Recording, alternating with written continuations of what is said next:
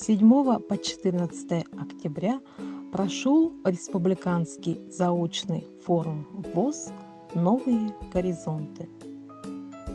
Целями данного мероприятия стали освоение и внедрение новых форм и методов работы с людьми с ограниченными возможностями зрения, освоение ими интернет-пространства, специальных адаптированных гаджетов, приложений, программ.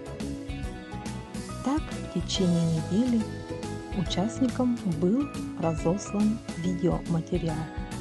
Республиканская библиотека для слепых подготовила видеоматериалы о приложении аудиокниги РБС и библиотека Михайлова. С YouTube-каналом для незрячих «Доступный мир» познакомила создатель канала Елена Михайлова. Общественная организация слепых города Комсомольск-на-Амуре рассказала о своем проекте «Шаг навстречу миру» и подготовила видеоматериал по изготовлению тифлооткрытки. Большой интерес и спортивный азарт вызвала конкурсная программа форума. Так, в течение недели участники форума подготовили приветствие, тифлооткрытку, сняли видеообзор технического средства реабилитации и интересное интервью.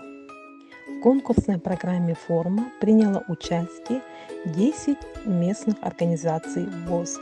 Из них все задания выполнили 6 МО ВОС.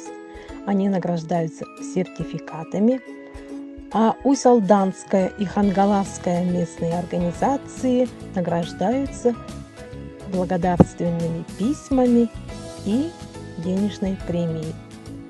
Так, 3-е место заняла Якутская городская организация ВОС. 2-е место поделили Мегино-Хангаласская и Мирнинская организация ВОС.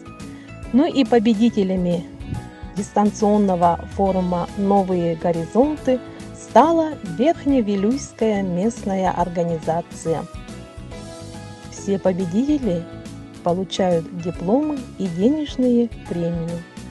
Благодарим всех за участие и очень надеемся, что полученные вами знания, навыки помогут вам в дальнейшей работе.